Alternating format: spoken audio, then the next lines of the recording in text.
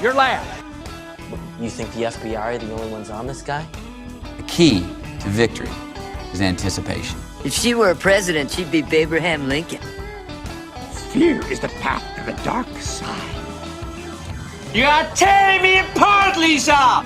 You are a sad, strange little man. Boy, that escalated quickly. We've got him, John Hinderaker, president of the American Experiment of the Program. Love having him. I mean, they're premier think tank in Minnesota, and, of course, they're great thinkers. They've been sponsors of the show forever. John, thank you for being on the show, sir. Always great to be with you, Al. We don't do a lot of, nationwide stuff because there's plenty of stuff going on in Minnesota, but because I know you're involved with these folks and you think this stuff through, who's winning this shutdown battle?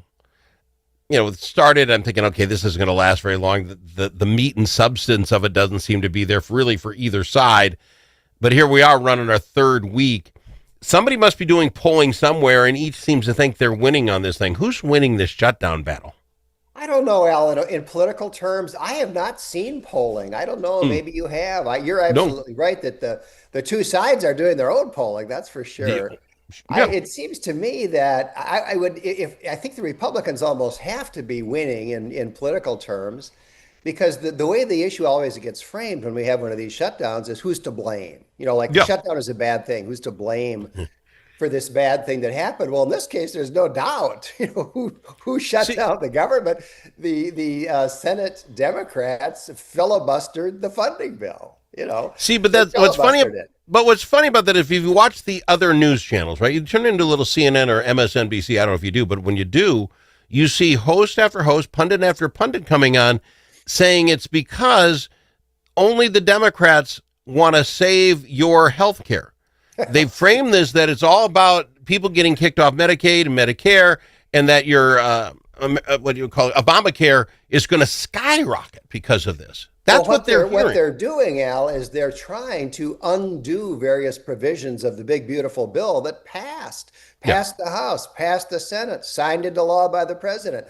They're now demanding that the Republicans go back and undo major provisions of that bill. When they talk about people being kicked off Medicaid, yeah, I hope so. People who have died, shouldn't be on Medicaid. People, one of the provisions in the big, beautiful bill is, in order to get Medicaid, you have to do something. You either have to work, or you have to look for work, or you have to go to school, or you have to volunteer in your community. I mean, this is not a low standards bar, but you can't just put your name in and start, getting Medicaid. You got to do something. And so when they talk about people getting kicked off Medicaid, they're talking about people who are obviously not eligible, people who have passed away, or people who absolutely refuse to do anything. That's what they're talking about. The government kicked out a figure yesterday: 1 million illegal immigrants are getting Medicaid. And so, I mean, if you frame like that, I think we can have the conversation. What I don't get about it, again, I'm a very conservative guy. I don't like this continuing resolution crap. Let's get the 12 bills done so that we can look at each one and say, you're spending how much on this? I'm done with continuing resolution. So I'm not happy with my own side. But on the other hand, someone's going to have to fold at some point. And who is that? Yeah, I don't see how the Republicans can fold. I don't see how they can give in to, really, this is just blackmail. Go back and change the bill that you had the votes to pass. And frankly, this is one of the things that President Trump and Republicans ran on in 2024.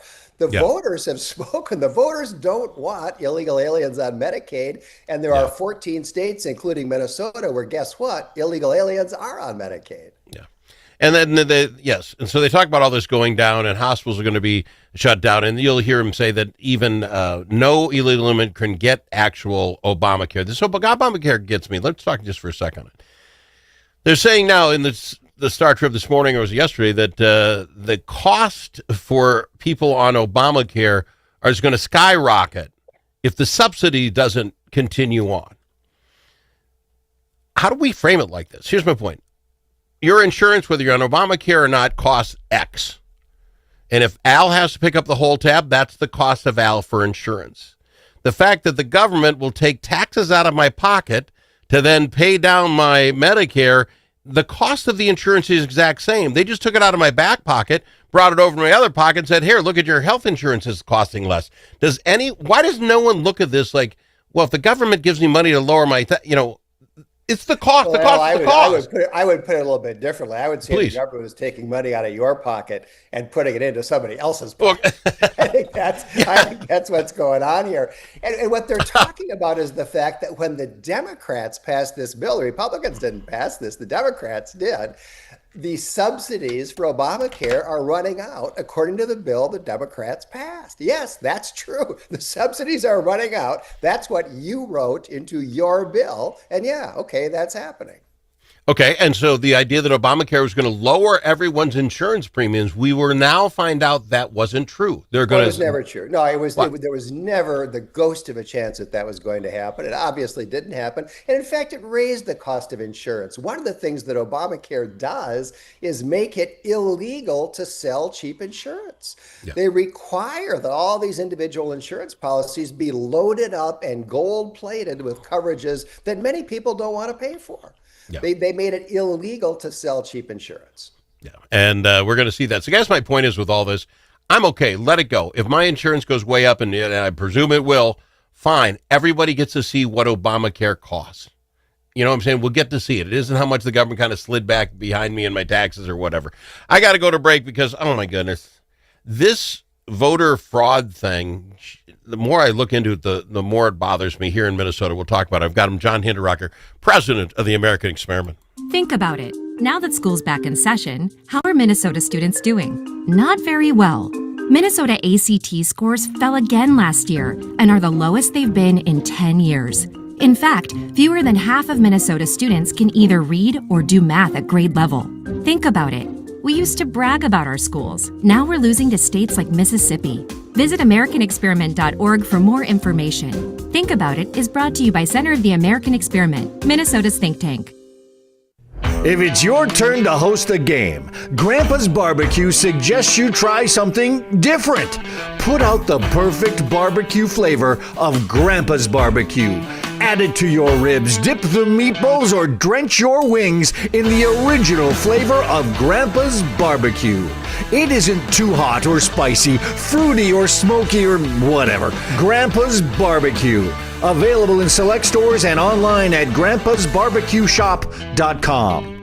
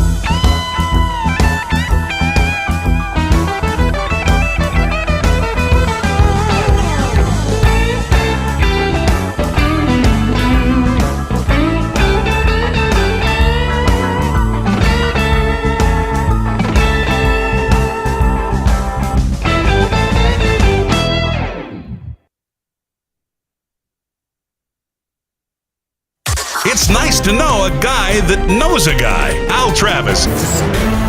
I know him. He's John Hinderaker, president of the American Experiment, Minnesota's best and biggest think tank. John, let me throw this. I heard Steve Simon did not want to give our voter rolls to Trump he asked all 50 states, and some said no. It doesn't make sense because he tells us our voter rolls are pristine. They're fantastic. None better. Well, good. Then you have nothing to hide. Send it to the Fed, because I got my real ID like a year ago. Oh, my gosh. The federal government knows everything there is to know about Al. Blood type, height. They know everything about me. There's nothing Steve Simon has that they don't have. So don't give me this protecting my rights. And then I go, okay, so maybe, I don't know, maybe just hates Trump. I don't care. But now the story's come out. He wants to get past some Voter Purge Protection Act. And so I started digging into that. And then they have this a committee meeting hearing, and some guys on TV talking about how easy it is with IDs. You can just go in and vote, and once the vote goes in the machine, you really can't take it back out. So that vote counts. We can't tell which is which. Well, today or yesterday, these two guys pled guilty to filling out fraudulent registrations, 500 to 600 of them in 13 counties. So now the voter rolls at least got 500 to 600 people that shouldn't be on there. These guys were doing it. Why would someone do it? I think to myself. You just got time. Somebody paid you to do it. Why would you just fill out 600 of these? Then today's story comes out. The gal from northern Minnesota, Nashwaaka, her mother was a big Trump supporter. Mom dies before Trump, for the election. She felt horrible. She went in and voted for her mom. She got caught. She's 3 years in probation and $885 fine. Got it. You telling me that's that easy? Mom's on the rolls. Mom would have wanted, so you just walked in and voted for her? If it's that easy, we have to look at the whole system over, John. The whole system. Al, it is that easy. If you know the name and the address of a person who lives in your precinct, wouldn't have to be your precinct. It really could be any precinct. But let's just stick with your precinct, okay? Okay. I don't know. Maybe this woman didn't live in the precinct. That's a good question. But in any event, if you know the name and the address of a person, and you go into that person's precinct polling station, and you give the person at the desk that name and address, they'll give you a ballot. And it is that easy. That is literally all you have to do. I have actually, because this seems so crazy to me, I have a couple of times gone into my precinct, polling station, and given them my name and address and pulled out my driver's license. And so here's my identification, to show that I really am John Hinderaker. And they get kind of upset at that. They don't like, no, put that away, put that away. No. Don't let me touch your driver's license. See, that's crazy. So it really is that easy. And then we had the testimony. I think it was the guy from DMV. It wasn't Steve Simon. I think it was from DMV, who was, and I think I just saw it this last week, but I think it happened during the last legislative session in the fraud committee in the Minnesota House. And he's talking about the fact that you could same-day register and vote if you present a driver's license. If you're not same-day registering, you don't need that. But if you're same-day registering and voting, one of the ways you can do that is by presenting a driver's license. And so they're asking him questions, and they say, well, anybody can get a driver's license. We give driver's licenses to non-citizens, right? Yeah. Yeah, that's true. Well, then a non-citizen, if he gets a driver's license, he can go in, present it, same-day register, and vote. Is that what you're telling us? And the guy said, well, yeah, except that you have to certify that you're a legitimate voter. You sign your name. Yeah. Or sign anything. So it's like, okay, so if you're a non-citizen and you want to cheat, one, you just have a driver's license, and two, when the time comes, you sign the form that says, oh yeah, I'm a legal voter. Well, obviously you're there because you want to cheat, right? So, and my point is, so what would flag that? So I just go in, I'm going to vote as Sammy Davis Jr. I'm going to go to vote as Sammy Davis Jr. I signed Sammy Davis Jr. on a piece of paper. Okay. Slide it in. My vote goes in. We wander away. And what? Simon looks later and says, Sammy Davis? I thought he died years ago. How are they going to tag it to me? Right. He's not going to. And here's, let me just take this a level farther, because we have terrible problems with same-day registration in this state. Everybody who pays attention knows it. So what they do is, if you same-day register and you don't have any identification, so you're just somebody that shows up at the polling place, you tell them a name, but you don't have any identification, you same-day register, you vote. We don't have provisional balloting in Minnesota. So your ballot goes in the machine, it's counted, and it stays counted. There is no mechanism to identify it and uncount it. You have voted. Well, what they then do is each county by law sends a card to all the people who same day registered without identification at the address that they gave Yep. to see whether they really exist or not, to see whether there is such a person living at that address. And they have records of what happens to those cards, how many of them come back undeliverable and so forth. Now, Steve Simon, Secretary of State, has all of those records. The Minnesota Voter Alliance made a Data Practices Act request to get them, to find out, well, what does the state know about these people who same day register? And they later try to figure out if they're actually legitimate or not. And Steve Simon refused to turn over those records. That case went all the way to the Minnesota Supreme Court, and the Minnesota Supreme Court held that Steve Simon can keep those records secret. Now, why does he want to keep them secret? Why does he want to keep our voter rolls secret from the federal government? I don't think that's too hard a question to answer. Well, again, we know 500 to 600 of these are fraudulent. They're in there. They're just hanging around there. Somebody can do nefarious things with them. Unless you open up those records and start pulling out the bad ones, you'll never get those out of there. And then on this idea that you just mail a card to the guy who said he was there. Okay, I gave my address. I want to vote. I'm not a citizen. Does the card come back and say, hey, now that you have an address, that makes you a citizen of the United States? I don't know. No, you just check it and send it back. Say, guess what? My vote counts now. And they can't take it out anyway. Whenever you talk to liberals about voter fraud, they will all say the same thing. They will inevitably say, well, there's a little bit of voter fraud, but there's not very much. There's hardly any, not enough to make a difference. To which the obvious response is, well, how much is there? You know, you acknowledge that there is some. You have great confidence that there's hardly any. Well, how much is there? Tell me. Well, the answer is they have no idea. They have no idea how much voter fraud there is. It's so easy to do, and so little effort is made to prevent it or to apprehend people who. It's amazing how many people get caught, by the way, committing voter fraud. You know, you mentioned the woman who voted for her mother. Right. It's when you look at how easy it is to do, and you look at how many people actually get caught and prosecuted. Yeah. For doing it, you just have to wonder how widespread these practices are. And what's the acceptable amount? I think Howe said it this morning. It should be very easy to vote, very hard to cheat. Right. And we have that backwards right now, it seems to me. So we got to get something on it. Okay, we got to go, but I can't let you go until we talk. I know the Golden Turkey Awards are in the nomination stage. This is the funnest thing that goes on in news in Minnesota. Tell me about the Golden Turkeys. How do I get it? Yeah, every year we run the Golden Turkey competition, and our readers and viewers nominate their favorite examples of wasteful Minnesota state government spending. Go to americanexperiment.org, click the button that says Take Action, and we have a number of campaigns going right now, but one of them is the Golden Turkey. Click on that one, and you can submit your nomination for your favorite bit of wasteful spending by our state government. We pick 4 of those submissions as nominees, and then people vote. Thousands of people will vote on who is going to win the coveted Golden Turkey Award. And when we vote, we must register for... No, wrong story. Operation Opt-in. What is this? I'm looking at your Take Action page. Tell me what that does. How does that work? Well, very briefly, most people don't know this, but the big, beautiful bill included a national school choice program.